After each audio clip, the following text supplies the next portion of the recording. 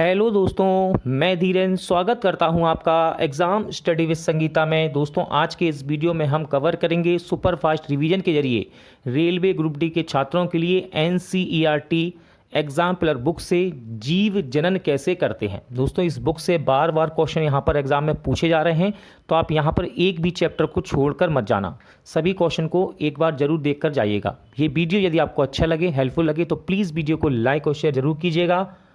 और यदि अब तक आपने हमारे चैनल को सब्सक्राइब नहीं किया है तो प्लीज़ चैनल को सब्सक्राइब जरूर कीजिएगा, जिससे कि आपको मेरे आने वाले नए वीडियो का नोटिफिकेशन टाइम पर मिलता रहे। तो चलिए स्टार्ट करते हैं।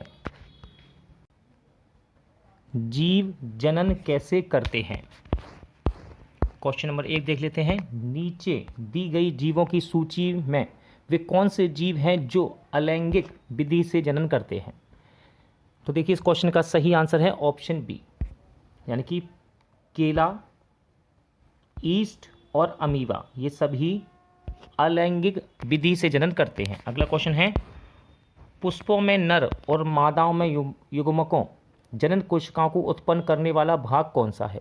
तो देखिए, इस भाग को कहा जाता है परागकोश और अंडाशय। क्या कहते हैं? परागकोश और अंडाशय। एक पुष्प में लैंगिक जनन की परिघटना का सही क्रम निम्नलिखित में से कौन सा है। राइट आंसर है ऑप्शन सी, परागण, निषेचन, भ्रूण, फिर नवोदित भिद। ठीक है, याद रखिएगा इसको। अगला क्वेश्चन देख लेते हैं, क्वेश्चन नंबर 4। जनन की अलैंगिक विधि से उत्पन्न संतति में परस्पर अधिक समानता होती है क्योंकि। आंसर है इसका ऑप्शन ए, यानी कि पहला दूसरा आपको पढ़ना है। देखिए, अलैंगिक जनन में केवल एक ही जनक भाग होता है और अलैंगिक जनन में युग्मक शामिल नहीं होते हैं। इसी वजह से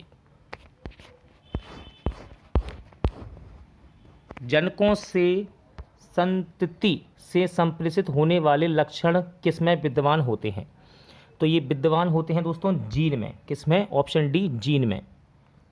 जनकों से संतति में संप्रेषित होने वाला लक्षण क्या प्रदर्शित करते हैं। तो ये प्रदर्शित करते हैं जनकों के साथ समानताएं और विविधताएं। अमीबा, स्पाइरोगाइरा और ईस्ट में जनन की समान विशेषता क्या है। राइट आंसर है, ये अलैंगिक रूप से जनन करते हैं। ऑप्शन ए राइट आंसर रहेगा। स्पाइरोगाइरा में अलैंगिक जनन किसके द्वारा होता है। सही आंसर है, तंतुओं को छोटे छोटे टुकड़ों में तोड़कर होता है। प्लाज्मोडियम में एक कोशिका के अनेक कोशिकाओं में विभाजित होने की क्षमता को क्या कहते हैं। सही आंसर ऑप्शन डी, बहु विभाजन कहा जाता है इसको। पुष्पीय पौधे में जनन अवस्थाओं का सही क्रम कौन सा है। राइट आंसर है ऑप्शन ए, युग्मक, युग्मनज, भ्रूण और नवोदित। ठीक है, ऑप्शन ए राइट आंसर है। एक स्पीसीज के जनकों और संततियों में गुणसूत्रों की संख्या किसके कारण नियत बनी रहती है। तो ये नियत बनती है, यानी कि नियत बनी रहती है युग्मक बनने के दौरान गुणसूत्रों की संख्या का आधा रह जाने के कारण।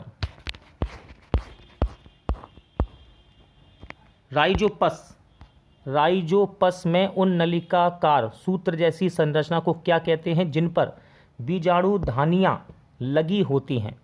तो इसको बोला जाता है हाइफे। क्या कहते हैं? हाइफे।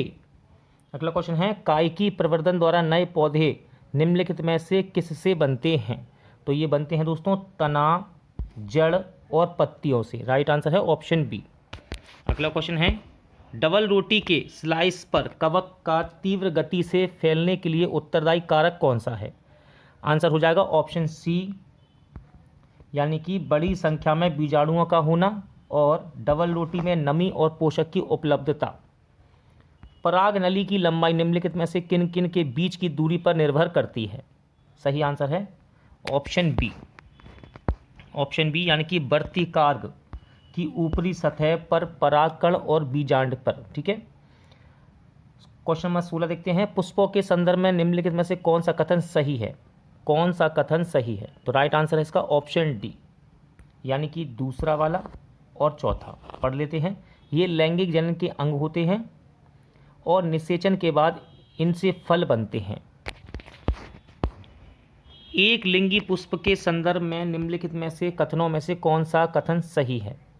राइट आंसर है ऑप्शन बी, यानी कि दूसरा वाला, तीसरा और चौथा। पढ़ लेते हैं एक लिंगी पुष्पों के बारे में। इनमें या तो पुंकेसर अथवा स्त्री केसर होते हैं, इनमें परागगण होता है, वे एक लिंगी पुष्प जिनमें केवल पुंकेसर होते हैं फल उत्पन्न नहीं कर पाते।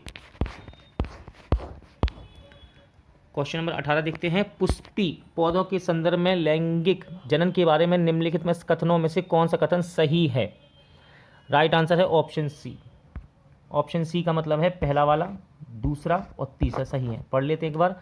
इनसे दो प्रकार के युग्मकों की आवश्यकता होती है। निषेचन एक अनिवार्य घटना होती है, इसके फलस्वरूप हमेशा ही युग्मनज बनता है। क्वेश्चन अगला देख लेते हैं।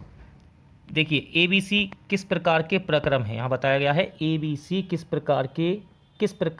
किस क्रम में होते हैं।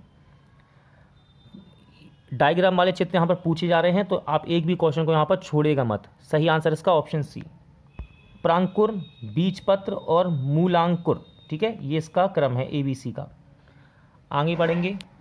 लैंगिक जनन के फलस्वरूप उत्पन्न संतति में अधिक विविधता पाई जाती है क्योंकि, तो देखिए आंसर है ऑप्शन बी, अनुवांशिकी पदार्थों एक ही स्पीसीज के दो जनकों से आता है, इसी कारण।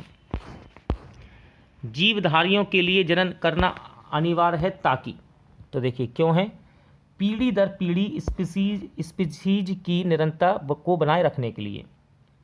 किशोर अवस्था के दौरान मानव शरीर में अनेक परिवर्तन होते हैं, उस परिवर्तन पर चिन्ह लगाएं जिनका संबंध लड़कों में लैंगिक परिपक्वता से है। आंसर इस क्वेश्चन का ऑप्शन सी, आवाज़ का भारी होना। ठीक है, आवाज़ का भारी होना। स्त्रियों में वह घटना कौन सी है जो जनन प्रावस्था के प्रारंभ को परिलक्षित करती है? तो ये घटना है दोस्तों रजोधर्म। ठीक है, रजोधर्म, ऑप्शन डी राइट आंसर है। पुरुषों में वृषण कोश के भीतर स्थित होते हैं क्योंकि इससे सहायता मिलती है। तो देखिए इससे सहायता मिलती है शुक्राणु बनने में। ठीक है, ऑप्शन बी शुक्राणु बनने में। यौवन आरंभ में वृषणों का निम्नलिखित में से कौन सा कार्य नहीं होता है?